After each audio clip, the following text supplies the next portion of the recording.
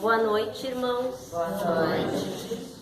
Que a espiritualidade amiga interceda sobre nós nesse momento, nos trazendo conforto físico e espiritual, para que possamos, através da luz da doutrina espírita, aprendermos um pouco mais sobre os ensinamentos deixados pelo Mestre Jesus. Que estejamos em conformidade com todo esse plano divino que nos emana energias salutares e que nossos anjos guardiões permaneçam conosco, intercedendo a nosso favor, para que a gente consiga absorver os ensinamentos e colocar em prática. E que todos os nossos familiares, que o nosso lar seja inundado por energias de amor, de paz e de refazimento. Que assim seja. Bom, queridos irmãos, essa noite eu gostaria de falar um pouco sobre a reclamação. Quando eu decidi falar sobre esse tema, surgiu no Evangelho no Lar um trecho, sobre a reclamação, e eu pensei assim, irmãos, eu vou falar sobre a reclamação. Porque, olhem só, eu pensei, as pessoas reclamam muito. Pensei, até diante das melhores coisas as pessoas reclamam. Tá, né? E comecei a estudar e ler as obras que envolviam o tema reclamação, quando eu comecei a prestar atenção em mim, no dia a dia. E daí eu comecei a analisar mais do que nunca. Eu pensei assim, mas eu reclamo. E eu disse, nossa, como a gente reclama sem perceber que reclama.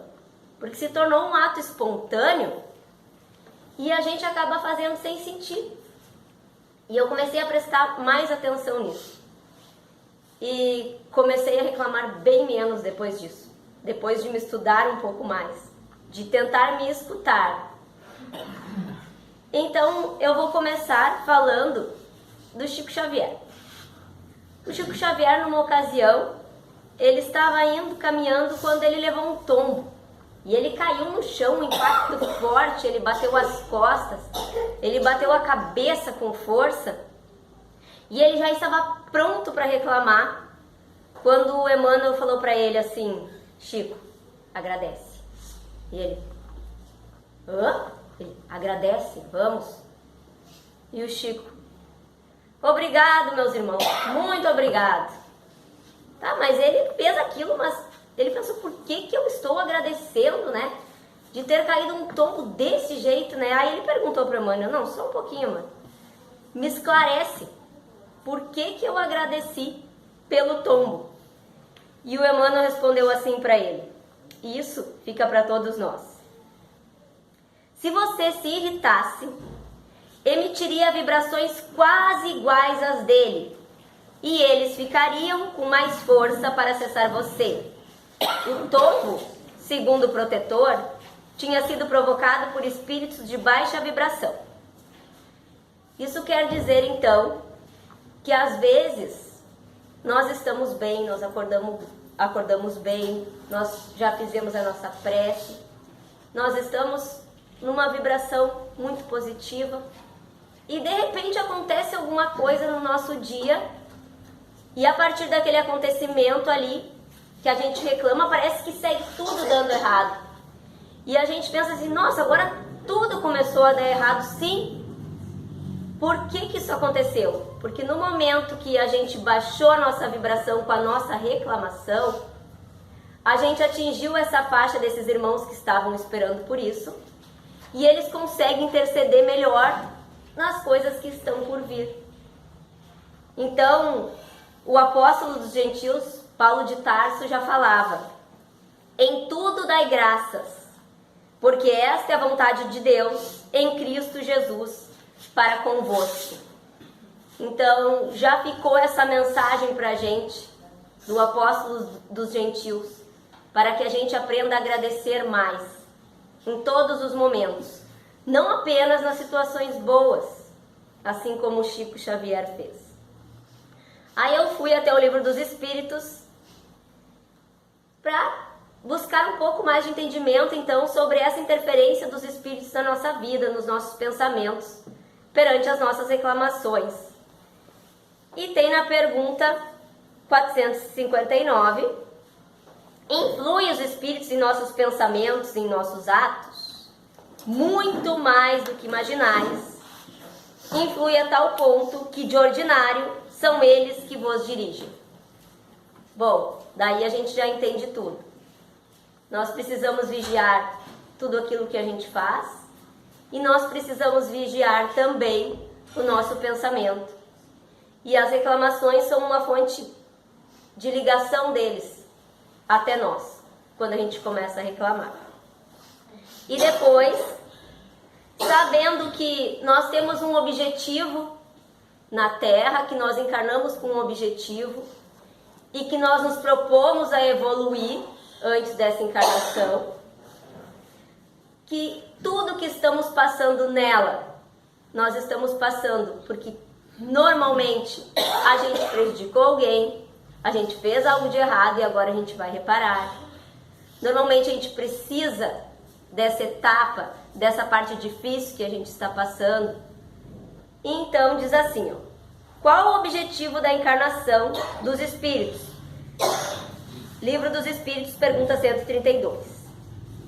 Deus lhe impõe a encarnação com o fim de fazê-los chegar à perfeição, mas para uns é inspiração, para outros missão, mas para alcançarem essa perfeição tem que sofrer todas as vicissitudes da existência corporal. Nisso é que está a expiação, visa ainda outro fim a encarnação, o de pôr o espírito em condições de suportar a parte que lhe toca na obra da criação, para executá-la. É que em cada mundo toma o espírito um instrumento de harmonia com a matéria essencial desse mundo. Então, nós estamos aqui. E tudo aquelas coisas que nos faz reclamar, tudo aquilo que faz com que a gente se aborreça, com que a gente perca a nossa paciência, elas estão na nossa vida porque a gente acabou atraindo elas de certa forma. Então estamos aqui. Qual é a nossa finalidade? A nossa finalidade é a perfeição. Graças a Deus nós somos espíritos que estamos caminhando rumo à perfeição. Às vezes a gente vai muito devagar, às vezes a gente acelera um pouquinho, mas em todos os momentos que a gente para reclamar, e não são poucas vezes, a gente estaciona. E é isso que a gente tem que lembrar antes de emitir uma reclamação. Ainda pergunta assim, a gente quer ter certeza, então eu não tenho motivos para reclamar. Daí tem a questão 258. Quando na raticidade, então quando no mundo espiritual, antes de começar nova existência corporal, tem o espírito consciência e previsão do que lhe sucederá no curso da vida terrena? Ou seja, a gente sabe pelo que vai passar quando estiver aqui encarnados? Ele próprio escolhe o gênero das provas, porque há de passar. Nisso consiste o seu livre-arbítrio. Isso quer dizer que antes da gente encarnar, a gente chegou lá, assistiu o filme das nossas vidas passadas aí, e a gente disse, tá ruimzinho. Então assim, eu quero passar por isso, porque eu preciso resgatar isso. E eles vão dizendo, calma, não vamos colocar tudo nessa encarnação, depois você vai chegar lá no plano terrestre, vai achar que tá muito difícil a tua caminhada, vai reclamar.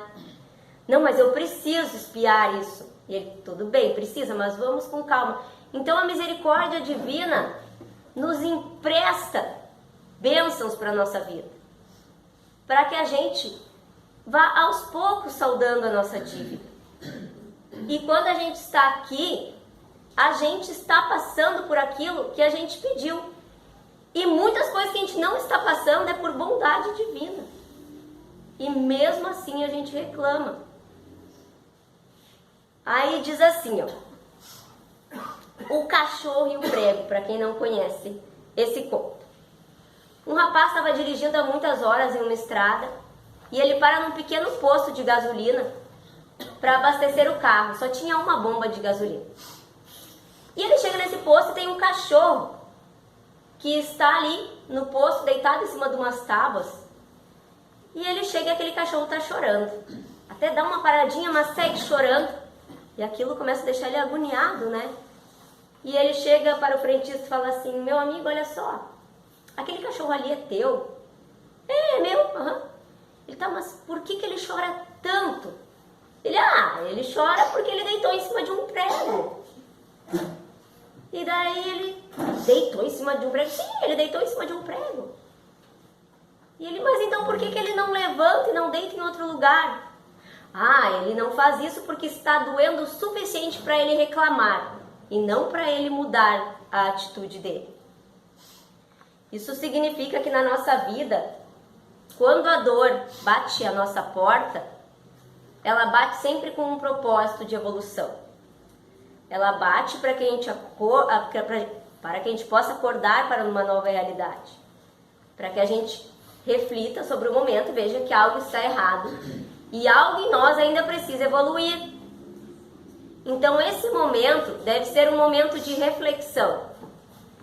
E deve ser um momento que logo após refletir, a gente consiga agir. Então é momento de agir. Muitas pessoas fazem desses momentos de reclamação. Então elas passam a reclamar constantemente da vida delas, elas passam a terceirizar a culpa, se sentirem vítimas da situação e não buscam de nenhuma forma reparar essa dor, buscar uma forma alternativa de viver, melhorar. E daí fica igual o cachorro deitado em cima do prego. Está doendo? Está. Mas eu não vou fazer nada, eu vou ficar aqui. E a gente precisa nesses momentos levantar, achar um lugar para deitar que não tenha um prego. A gente precisa se mexer, buscar a nossa evolução. E no Evangelho de Chico Xavier, diz assim, olhem como Chico chama: suicídio indireto. Vivemos como criaturas que se suicidam pouco a pouco. Todo dia um suicidiozinho, um ato de rebeldia, uma reclamação indébita, um ponto de vista infeliz. Atraímos vibrações negativas e operamos sobre nós esse suicídio lento, indireto. E daí a gente lembra de um animal que é um grande produtor, que são as abelhas. As abelhas, elas têm todo um trabalho de produzir o mel. Elas vão de flor em flor. Elas vão de flor em flor sabendo que elas têm uma missão. Elas vão de flor em flor trabalhando. Elas não se dispersam, elas não param o que estão fazendo para ficar, olha essas flores, olha que pena, olha ali. Elas vão trabalhando e produzindo, sem descanso. E elas fazem esse trabalho que vai ser benéfico para tantos outros. E elas sempre produzindo. E a abelha, ela só se perde quando ela esquece o trabalho dela e a importância dela e ela pousa em alguém e ela ferrou. E nesse momento, ela perde a oportunidade dela. Ela acaba, que nem a gente, quando a gente está ferindo alguém, quando a gente acha, não, mas agora eu vou responder à altura. Agora vai ver, eu pensei na resposta ideal, eu vou detonar agora. E aí a gente perde muita coisa, assim como a abelha. Então que a gente coloque o nosso trabalho, essa nossa elevação, que a gente coloque acima das coisas. Porque ao lado de cada dor na nossa vida, Deus coloca uma consolação. Em cada momento difícil, Deus coloca tantas pessoas para nos amparar, para nos estender o ombro amigo. E às vezes a pessoa passou por uma coisa na vida dela, faz muito tempo, e ela só lembra daquilo ali. Porque fulano me fez um mal, tu vê, agora eu sou assim, a culpa é do fulano. E Deus colocou milhares de bênçãos na tua vida, pessoas infinitamente melhores para te curar, situações muito melhores que talvez não tivessem acontecido se não tivesse antes esse episódio triste. E você está rodeado de motivos para agradecer e está reclamando por um motivo que já passou, que só serviu ou deveria servir para a nossa evolução. E a gente perde tanto tempo nele, presos como se fosse um inseto numa teia de aranha. E daí, no Evangelho segundo o Espiritismo, fala sobre as causas atuais das nossas aflições. Então, no capítulo 5, nos Bem-aventurados aflitos, por que, então, que tantas vezes nós estamos em momentos de aflição? Por que em tantos momentos a gente se depara com o desespero? E diz assim: as aflições são de duas espécies, ou se preferirem, são de duas fontes bem diferentes, e importa distinguir. Umas têm as causas na vida presente, outras fora desta vida. Remontando-se à origem dos males terrestres, reconhecer-á que muitos são consequência natural do caráter e do proceder dos que o suportam. Quantos homens caem por sua própria culpa? Quantos são vítimas de sua imprevidência, de seu orgulho e de sua ambição? Quantos se arruinam por falta de ordem, de perseverança, pelo mau proceder ou por não terem sabido limitar seus desejos? Quantas uniões desgraçadas porque resultaram de um cálculo de interesse ou de vaidade, nas quais o coração tomou parte alguma? Quantas dissensões e funestas disputas teriam sido evitadas com um pouco de moderação? Então aqui ainda fala. Depois vem falando sobre as causas anteriores das aflições, que são aquelas que erros que acabamos cometendo em outras vidas, porque nós estamos aqui como uma passagem pela terra. Quantas vezes antes já estivemos aqui? E essas coisas que a gente deixou para trás, Deus, como Pai misericordioso e justo, vai falar o que, meu filho? Você errou, mas você vai conseguir reparar isso, né? Vamos ver o que você vai fazer nessa encarnação para reparar. E a gente acaba vindo de novo.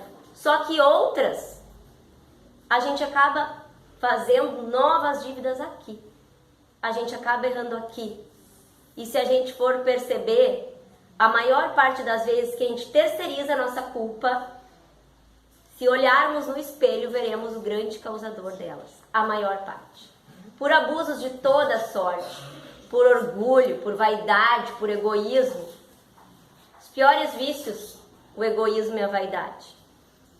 E são eles que nos levam a mais sofrimentos, a mais desilusões na nossa vida. Além daquelas que a gente já teria que resgatar. E mais uma vez, Paulo de Tarso diz que o amor cobre uma multidão de pecados. Então, a gente pode resgatar muitas coisas, amando, ajudando. Se a gente for por esse caminho, a gente consegue muito mais do que passando por tudo. Ai, agora eu tô pagando. Ama, ajuda as pessoas que estão na tua volta. Começa pela tua casa, tendo mais paciência, reclamando menos. Nós nos tornamos muito cansativos para quem está nos ouvindo. Esse mês que eu fiquei escutando as minhas reclamações, eu vi que cansativa que eu sou quando eu estou reclamando. Eu sou muito chata quando eu estou reclamando. Imagina para quem está nos ouvindo. Então, vamos reclamar menos, vamos começar nosso lar. Segundo lugar, o nosso trabalho. Não é à toa que estamos onde estamos. Convivemos com essas pessoas no nosso trabalho para a nossa evolução terrena e para a nossa evolução espiritual. E eu ainda digo mais, toda vez que a justiça nos procure para acerto de contas, se nos encontrar trabalhando em benefício do próximo, manda a misericórdia divina que ela retorne sobre seus passos sem data prevista de retorno. Isso significa que às vezes a gente tem contas ainda para acertar, mas a gente começa a amar o nosso próximo, a gente começa a ajudar, a gente começa a reclamar menos, a gente começa a evoluir. E assim a gente vai saldando as nossas dívidas, de forma diferente, amando. E Jesus, os discípulos, os apóstolos, eles sempre deixaram essa mensagem de amor pra gente. E como a melhor forma da gente sanar as nossas dívidas. Depois tem um texto aqui no livro Desperte e Seja Feliz, psicografado por Divaldo Pereira Franco, pelo espírito da Joana de Ângeles. Não reclames. Agradece a Deus a oportunidade de seres aquele que exemplifica entre lágrima o que os outros fluem por enquanto entre sorrisos. O dia de todos sempre chega, convidando uma a uma das criaturas à reflexão e ao fenômeno de amadurecimento. E a morte, que a ninguém poupa, chamar-te-á a todos os homens ao departamento, para a aferição de valores diante da consciência, sob a vigilância do amor de Deus.